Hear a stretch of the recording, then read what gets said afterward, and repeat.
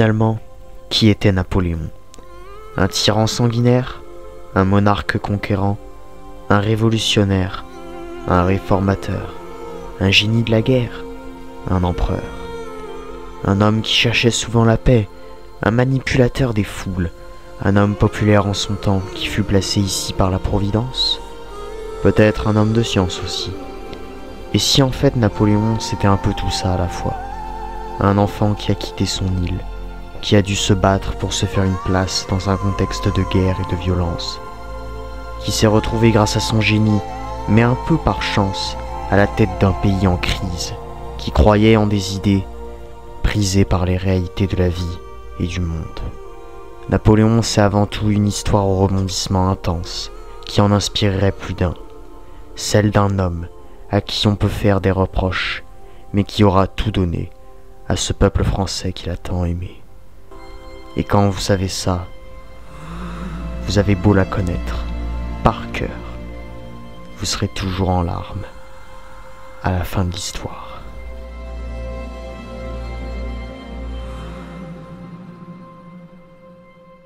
Tout le monde connaît la bataille de Waterloo, mais plus important encore, on la connaît sous ce point de vue-là. La tragique et meurtrière défaite qui mit fin à l'épopée napoléonienne. Là, vous devez être en train de vous dire, bah oui, il est où le problème? Évidemment que c'est ça Waterloo. Sauf que je vois les choses d'un angle assez différent. Et si Waterloo était en réalité une fausse défaite, et que finalement, c'était positif pour Napoléon et aussi pour la France d'avoir perdu cette bataille? Je sais, entendre ça, c'est un peu déroutant, mais oubliez vos prérequis sur la question, et vous verrez, quand vous aurez compris où est-ce que je veux en venir, vous vous rendrez compte qu'en fait, c'est logique, et que c'est même dommage qu'il n'y ait pas plus de vidéos YouTube ou de documentaires qui voient les choses de ce point de vue-là. Installez-vous confortablement devant ce film émouvant que j'ai réalisé pour vous. C'est Adrianaliste, votre analyste d'histoire, et c'est parti.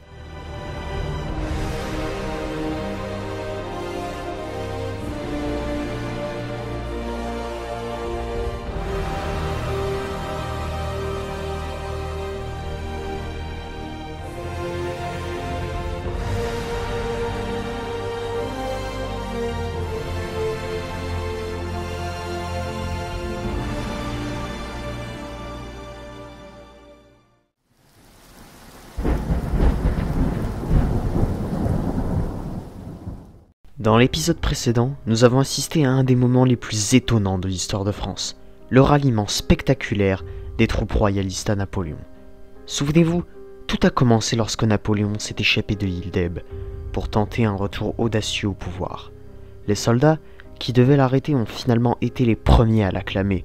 De ville en ville, de garnison en garnison, les troupes de Louis XVIII ont préféré abandonner leur uniforme royaliste pour rejoindre leur ancien empereur. Comme un écho à ses victoires passées. En quelques semaines, Napoléon, que certains pensaient fini, reprenait triomphalement les rênes du pays. Mais tout n'est pas aussi simple.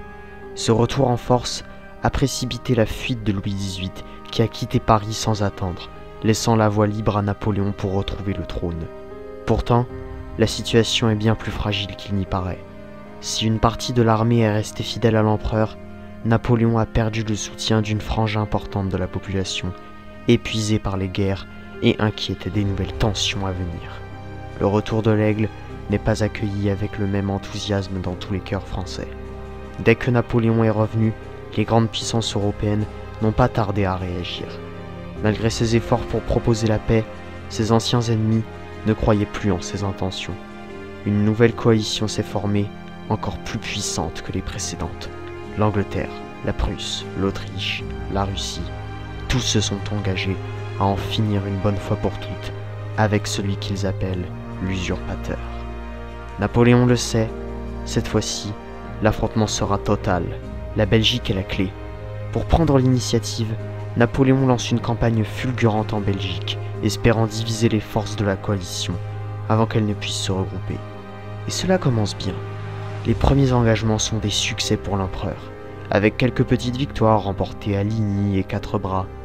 Mais ces batailles, bien que prometteuses, ne sont que des préambules. Un dernier affrontement se prépare. Waterloo. L'armée de Napoléon est certes courageuse et résolue, mais elle est réduite et confrontée à des adversaires décidés à en finir. Le poids du monde semble peser sur les épaules de l'empereur. Pour lui, le destin est simple. Une victoire rétablirait sa légitimité et ferait peut-être plier ses ennemis, peut-être. Mais une défaite serait fatale, et il le sait très bien. L'Europe entière le sait. C'est une question de vie ou de mort pour Napoléon et pour l'avenir de la France. Et maintenant, la grande question est la suivante. Napoléon pourra-t-il encore une fois faire mentir l'histoire ?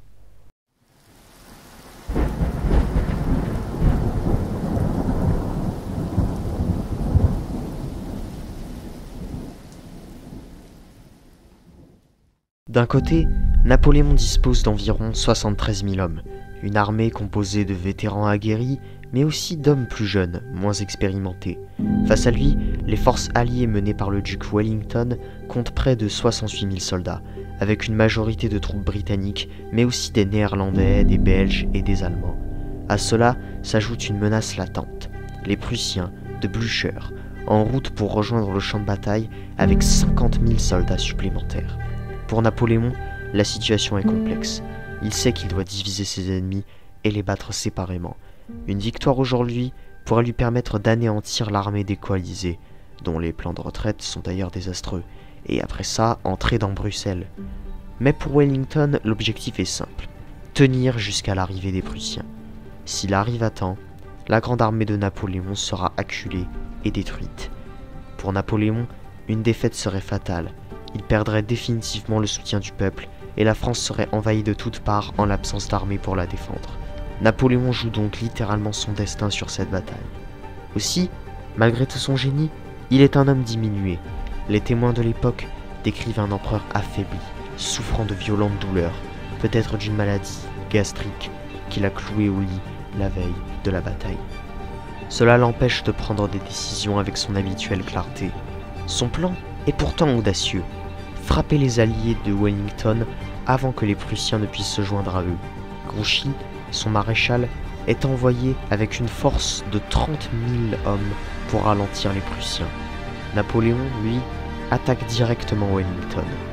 De son côté, Wellington a choisi ses positions avec soin, s'appuyant sur le terrain et renforçant des points stratégiques comme la ferme de Hougoumont. Son plan est simple, résister et attendre. Attendre cette arrivée providentielle des Prussiens dont il espère désespérément l'intervention. La bataille commence dans la matinée du 18 juin 1815. La pluie, tombée toute la nuit, a détrempé le terrain. Et cela a un impact crucial. L'artillerie française, l'une des meilleures du monde, est ralentie.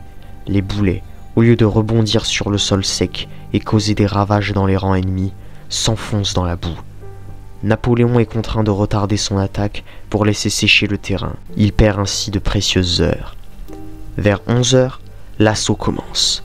La première cible est la ferme de Hougoumont, un bastion fortifié par les Anglais. Sauf que devinez qui est en charge de la reprendre aux Anglais. Ney? Non. Murat? Non. C'est Jérôme Bonaparte, le frère de Napoléon. Et celui-ci n'a aucune expérience militaire ou presque. Mais alors pourquoi Napoléon le charge-t-il lui de cette mission d'une importance cruciale? Eh bien, il ne faut pas oublier que Napoléon doit retrouver le soutien du peuple, impérativement. Et il pense que s'il gagne cette bataille avec un membre de sa famille, la légitimité et la légende des Bonaparte sera restaurée pour de bon. Malgré plusieurs vagues d'attaques françaises, les défenseurs tiennent bon. Les Anglais défendent la ferme avec courage et ferveur. Jérôme tente des attaques, en boucle, pendant plusieurs heures, sans parvenir à la reprendre, et perd énormément d'hommes. Très vite, ce qui devait être une solution devient un problème capital pour Napoléon. Puis c'est au tour de l'infanterie, de Drouet, d'Aileron, de lancer une attaque massive sur le centre des lignes alliées. Mais là encore, Wellington tient ses positions. Les charges de cavalerie française menées par Ney, l'homme à la bravoure légendaire, sont repoussées malgré leur fureur. En effet, Ney charge avec sa cavalerie, ce qui fait que l'instinct de survie de l'animal l'empêche de foncer sur un pic tirant des balles. Mais Ney charge encore et encore, perdant de plus en plus d'hommes sans gagner le moindre terrain. Des milliers de cavaliers français se précipitent sur les lignes anglaises, mais les carrés d'infanterie britanniques tiennent bon. Napoléon regarde ça de loin. C'est bizarre. Le temps semble suspendu pour lui. Pourquoi est-il encore là? Pourquoi continue-t-il de s'acharner? Lui qui rêverait mieux de découvrir l'Amérique, de revoir la Corse. Ça fait 1 an que Napoléon vit avec les pires douleurs imaginables. Depuis que sa femme répudiée Joséphine s'en est allée après une leucémie fulgurante et que les ennemis de la France ont emmené son fils loin de lui. Tous ses soldats le savent. Napoléon n'a plus rien à perdre. Il peut bien mourir, qu'importe. Jamais il n'abandonnera la seule famille qui lui reste. La seule famille qu'il n'ait jamais eue. L'armée. Rappelez-vous de Bruet, mort en Égypte, de Dezay, mort à Marengo. Napoléon leur doit cette dernière danse, qu'importe son issue. Waterloo, c'est bien plus que la dernière bataille. C'est le dernier acte de vie, le dernier acte d'adieu d'un homme à son pays, à ses frères d'armes. Le tournant décisif arrive lorsque vers 16 h, une nouvelle inquiétude se profile à l'horizon. Napoléon pense d'abord que Grouchy a maté les Prussiens et que les renforts arrivent. Grouchy est bien loin d'ici en réalité. Il s'est laissé tromper par des soldats prussiens restés dans la forêt. Il est donc resté là-bas, pensant y trouver le gros de l'armée. L'armée que Napoléon voit arriver sont en réalité les Prussiens de Blücher. Les Prussiens, enfin, sont visibles. Napoléon réalise trop tard que ses ennemis sont sur le point de prendre en étau. À cet instant, Napoléon pourrait monter à cheval et mener sa garde dans une offensive ultime. Mais la maladie dont il souffre, un ulcère à l'estomac, le rend vulnérable. La douleur est insupportable. La maladie devient une ombre omniprésente. On imagine cet homme, autrefois invincible, désormais usé par la fatigue, les douleurs, incapable de prendre des décisions fulgurantes qui ont fait sa renommée. Il observe sa situation sans pouvoir réagir. La pluie qui avait alourdi le terrain et freiné les canons semble symboliser son destin lourd et inévitable. Chaque heure qui passe, chaque attaque qui échoue, chaque mouvement retardé est une goutte supplémentaire dans la coupe amère qu'il doit boire. Vers 18 h, les Prussiens commandés par Blücher arrivent enfin sur le champ de bataille. Ils frappent le flanc droit de l'armée française déjà épuisée par des heures de combat intenses contre Wellington. C'est l'effondrement. La grande armée, encerclée, commence à reculer. Des scènes de panique éclatent. Napoléon, voyant ses hommes fuir, sait que tout est perdu. Sa légendaire garde impériale tente une dernière charge désespérée. Mais rien n'y fait. Ces vétérans, invaincus jusqu'alors, s'avancent sous les cris de Vive l'empereur. Mais même eux, pilonnés par l'artillerie anglaise, finissent par céder. Alors que la nuit tombe, la retraite se transforme en débandade. Napoléon, abattu, observe ses rêves se dissiper. Il se retire, l'âme en peine, laissant derrière lui un champ de bataille jonché de corps. Pour la première fois, l'homme qui a défié l'Europe entière voit son destin lui échapper totalement. La grande armée est en pleine retraite, mais Cambronne et sa garde s'interposent pour couvrir la retraite de Napoléon. Encerclés par les feux ennemis, Cambronne et sa garde se tiennent debout et fiers. On leur propose de se rendre. C'est là qu'ils s'écrient « La garde meurt, mais ne se rend pas ». Pourquoi fait-il cela, alors que tout est perdu? L'armée est la famille de Napoléon. Sa famille non plus ne l'a pas oublié. Il leur répète « La garde meurt, mais ne se rend pas ». Ils couvriront la retraite quoi qu'il arrive. Les soldats anglais ouvrent le feu.